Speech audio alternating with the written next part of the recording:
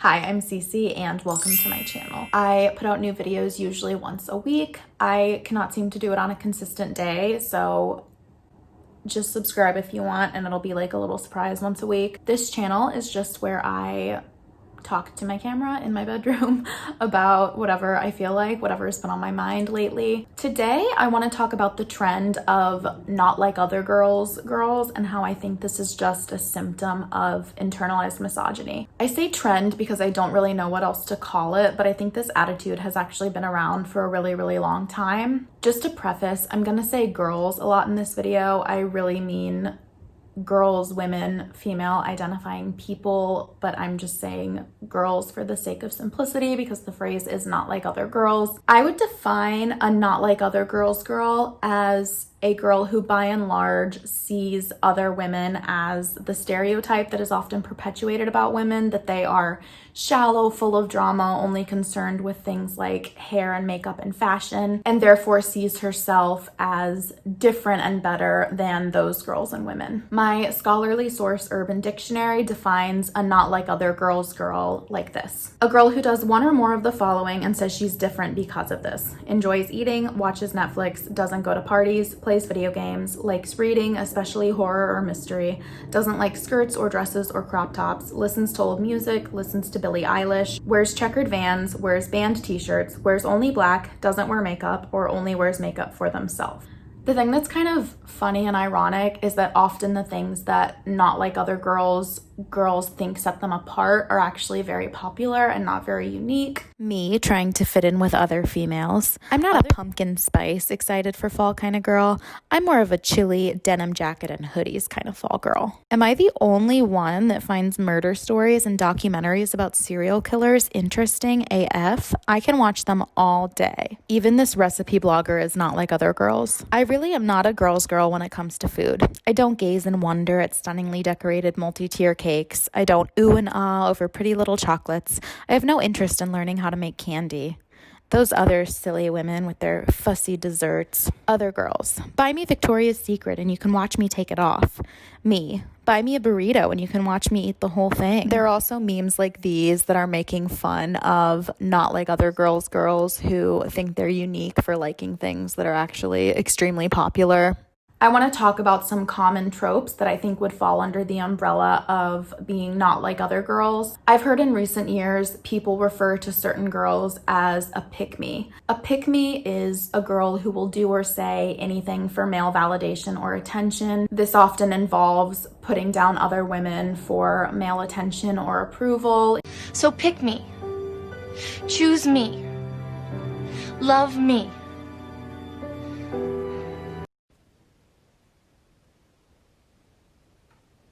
And no one's gonna pick her? Wow, some world we live in.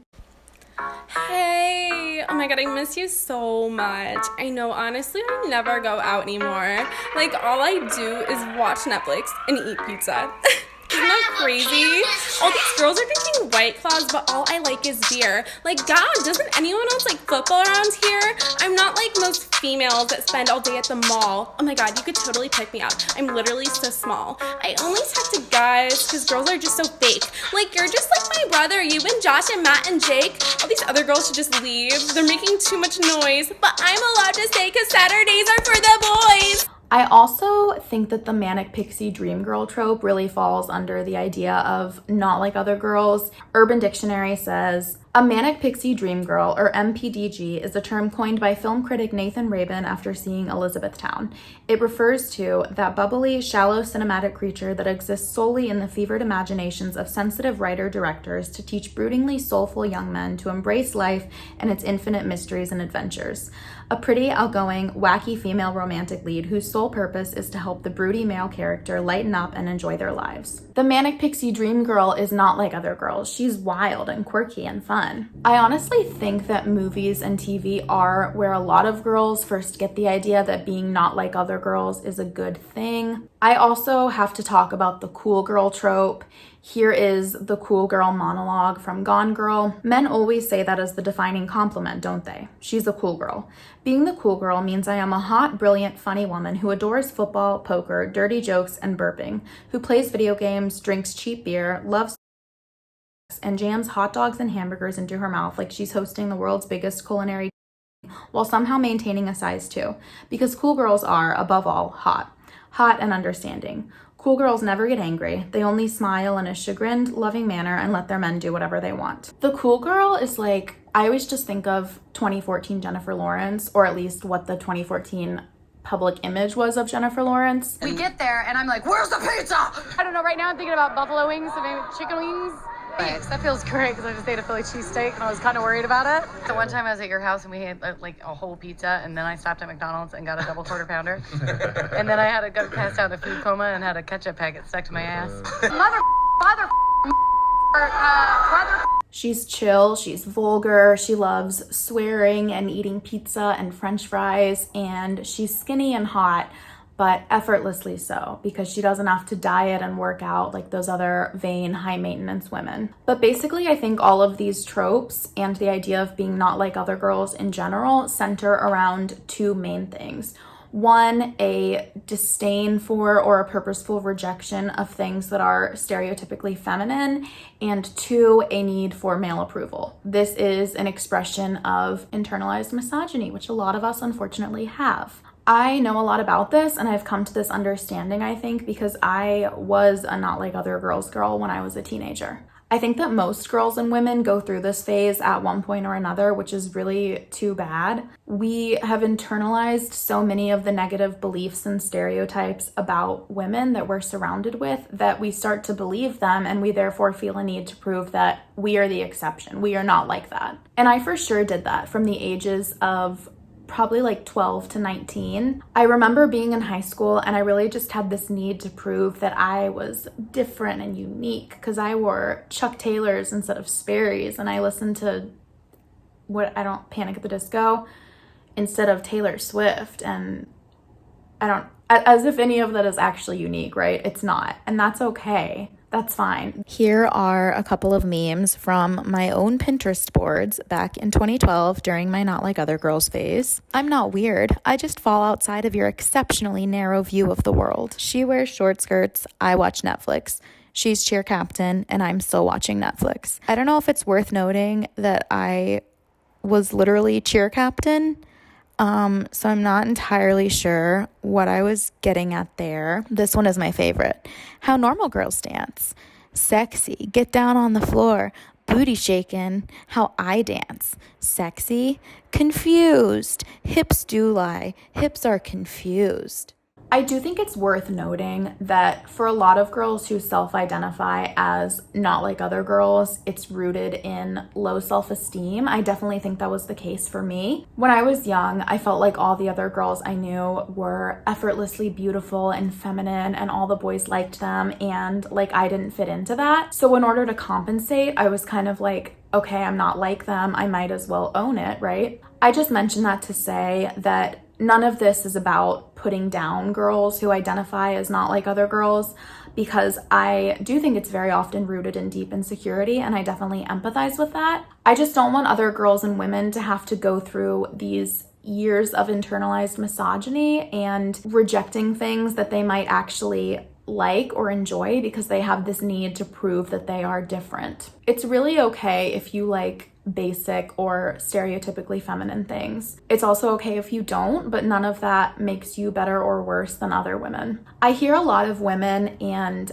men, people in general who are vocal critics of feminism, talk about how feminism praises women for displaying stereotypically male characteristics and taking on stereotypically male roles, and feminism is just trying to erase our womanhood. And honestly, I do understand where they're coming from, because we do really often see women and girls being praised and rewarded for rejecting stereotypically female things. I honestly think these people have good intentions in saying this. I think that they are saying it's okay to be girly and embrace your femininity and don't let anyone shame that out of you. However, I think it's a huge mistake to say that this rejection of femininity is rooted in feminism. We do, as a society, devalue stereotypically female things, but that's not because of feminism. That's actually because of misogyny that is still so deeply rooted in our culture and so apparent in our beliefs about women and about ourselves as women. Look at anything that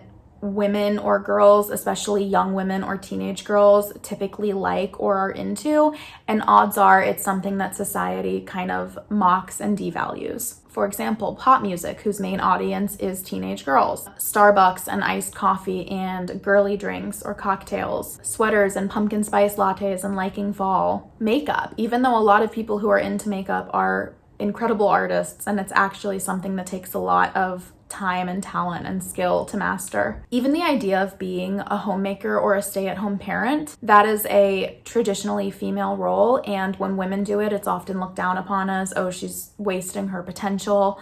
And when men do it, it's looked down upon perhaps even more and seen as effeminate and emasculating. Even though raising children and running a household is a very difficult and important job, and I really don't think it's something that we should look at as frivolous or insignificant, but because it's women's work, it's seen that way. There was this article I read a while ago, I think it's from 2017, but it has really just stuck in my brain, and it's called How Men Elevate and Women Ruin the Foods They Love. I honestly think this applies to way more than food. I think this applies to most marketable products that end up being sold mostly to women, but I think this article does a good job illustrating it and using food as an example, and I will link it below if you want to read it because it's interesting. But basically it talks about how food trends that are associated with women, such as rosé or cupcakes or frozen yogurt, how these things tend to be marketed in really aggressively gendered ways. So think about really cutesy bottles of wine like this, or cupcakes, or the entire aesthetic of